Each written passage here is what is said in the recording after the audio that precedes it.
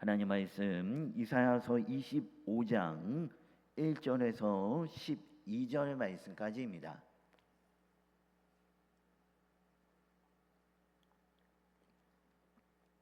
이사야서 25장 1절에서 12절 말씀까지 우리 한 절씩 교독하겠습니다.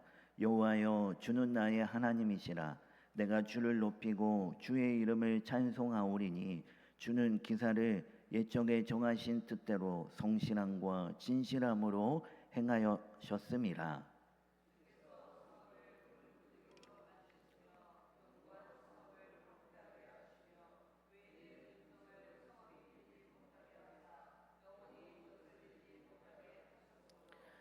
강한 민족이 주를 영화롭게 하며 포악한 나라들의 성읍이 주를 경외하리이다.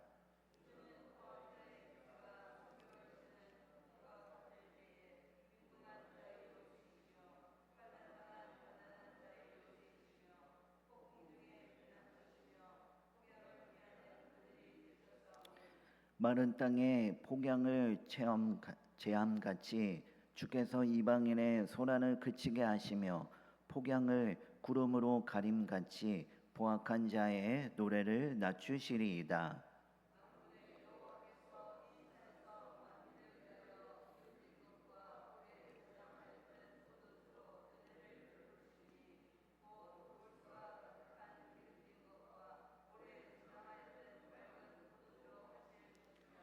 또 이 산에서 모든 민족의 얼굴을 가린 가리개와 열방 위에 덮인 덮개를 제하시며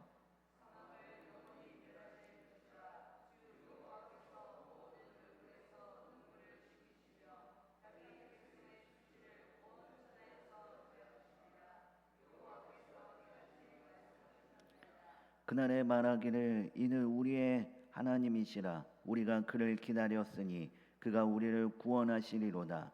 이는 여호와시라. 우리가 그를 기다렸으니 우리는 그의 구원을 기뻐하며 즐거워하리라 할 것이며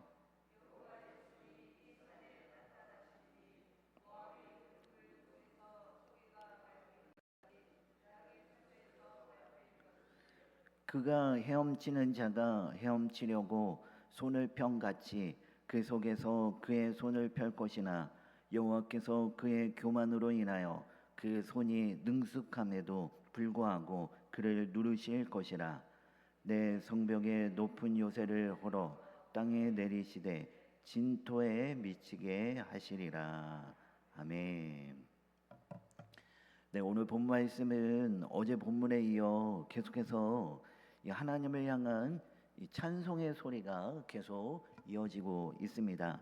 자, 그러면서 하나님은 어떤 분이시냐? 첫 번째로 하나님은 나의 하나님이시면서도 우리의 하나님이십니다. 1절 말씀에 보니까 여호와여, 주는 나의 하나님이시라라고 말씀합니다. 그리고 또한 9절 말씀에 보니까 뭐라고 말씀합니까? 그날에 말하기를 이는 우리의 하나님이시다라고 말씀합니다. 자, 이처럼 하나님은 어떤 하나님이시냐? 하나님은 나의 하나님이시면서도 또한 우리의 하나님이 되십니다. 여러분, 만약 하나님이 어떤 특정한 사람만의 하나님이시라면 참으로 부러울 것입니다. 소외감도 느끼고 자괴감도 많이 들 것입니다. 그러나 하나님은 어떤 분이십니까? 하나님은 나 같은 자도 나를 하나님의 백성으로 삼아 주시고 우리를 하나님의 자녀로 삼아 주셨습니다. 그렇게 하나님은 외적으로 무언가 뛰어나고 어떤 조건을 완벽히 갖춰진 사람에게만 하나님이 되어 주시는 것이 아닙니다. 나 같은 자도 감히 하나님이 되어 주시고 우리를 하나님의 백성으로 삼아 주셨습니다. 그러니 여러분, 혹여나 내가 가진 것이 없다고 남들과 비교해 봤을 때 아무것도 보잘것없는 그런 사람인다 한다 할지라도 여러분 너무 주눅들지 마십시오. 왜 그렇습니까? 만왕의 왕이시고 전능하신 그 여호와 하나님이 바로 나의 하나님이 되시고 우리의 하나님이 되시기 때문에 그렇습니다. 자, 그리고 또한 하나님은 어떤 분이시냐? 두 번째로 하나님은 우리의 피난처가 되어 주시는 여호와 하나님이십니다. 4절 말씀해 보니까 주는 포악자의 기세가 성벽을 치는 폭풍과 같을 때 빈궁한 자의 요새시며 환난 당한 가난한 자의 요새이시며 폭풍 중에 피난처이시며 폭양을 피하는 그늘이 되셨다라고 말씀합니다. 자, 하나님은 앞에서도 살펴본 것처럼 나의 하나님이시면서도 우리의 하나님이시기 때문에 우리가 때때로 고난의 길을 걷고 있을 때 하나님은 우리를 외면하시는 하나님이 아니십니다. 우리의 고통과 아픔과 고난 가운데 우리를 위로하시고 우리를 참된 피난처가 되어주시는 그분이 누구시냐? 바로 우리가 믿고 있는 여호와 하나님이십니다. 특별히 하나님은 우리에게 구원의 잔치를 베풀어 주시는 여호와 하나님이십니다. 6절 말씀에 보니까 만군의 여호와께서 이 산에서 만민을 위하여 기름진 것과 오래 저장하였던 포도주로 연회를 베푸신다라고 그렇게 말씀합니다. 여러분, 이 장면을 한번 생각해 보십시오. 우리 이 화요일날 살펴보았던 그 24장 말씀의 앞에 어떤 부분이 있었습니까? 심판이 있었습니다. 온 세상을 향한 하나님의 심판으로 말미암아 온 땅은 이 황폐함이 있었고 무너짐이 있었습니다. 그런데 25장에 와서는 갑자기 잔치상이 벌어지고 있죠. 하나님께서 친히 잔치를 준비하고 계십니다. 그리고 누구를 위한 잔치라고 말씀합니까? 여기를 보니까 만민을 위하여, 그러면서 만민을 위한 잔치다라고 그렇게 말씀하고 있습니다. 자, 그러면서 하나님께서 베푸시는 그 구원의 그 잔치는 초라하지 않습니다. 여기 보니까 기름진 것 또한 오래 저장하였던 포도주라고 그렇게 말씀하고 있는데요. 여러분, 이것은 당시 최고의 잔치를 묘사하고 있는 그러한 표현입니다. 다시 말하면 하나님께서 자기 백성에게 베푸실 구원이 얼마나 풍성하고 얼마나 완전한지를 지금 보여주고 있는 것입니다. 그런데 여러분, 이 잔치가 정말 놀라운 이유는 음식 때문만이 아닙니다. 7절 말씀해 보면 또 이 산에서 모든 민족의 얼굴을 가린 가리개와 열방을 덮은 덮개를 제하시며 사망을 영원히 멸하실 것이다 라고 그렇게 말씀합니다. 여러분, 하나님께서 준비하신 이 구원의 잔치에서 무엇이 사라집니까? 사망이 사라집니다. 여러분, 인간이 살아가면서 끝까지 해결하지 못하는 문제가 있죠. 그것이 무엇입니까? 바로 죽음입니다.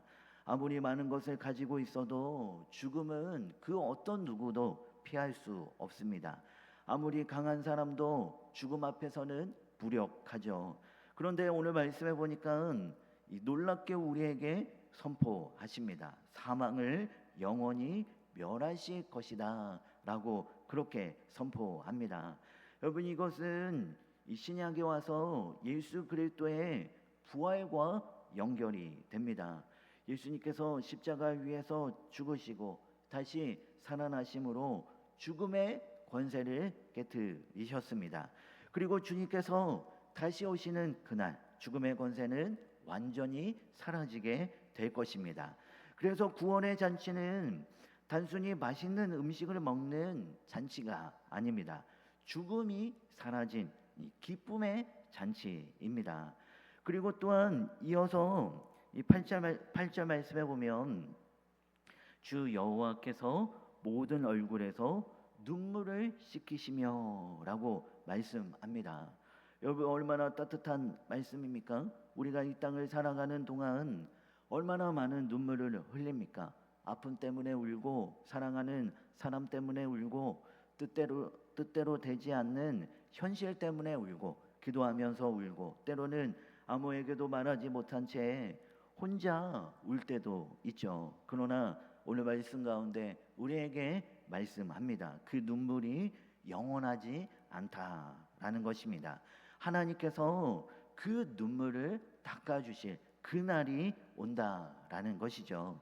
그래서 요한계시록 마지막에도 보면 이와 같은 동일한 말씀을 합니다. 모든 눈물을 그 눈에서 닦아주시니 다시는 사망이 없을 것이다 라고 요한계시록의 말씀에 보면 말씀하고 있습니다.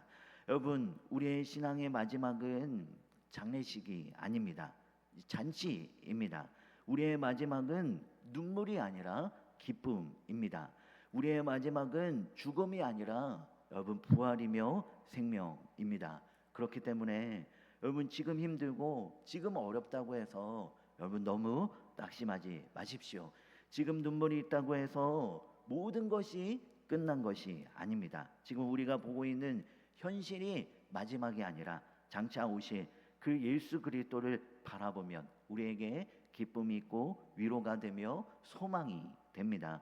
여러분 오늘 하루도 우리의 눈물을 닦아주신 그 여호와 하나님을 바라보며 믿음으로 삶을 살아가는 그냥 우리 모두가 다 되어지길 소망합니다. 우리 함께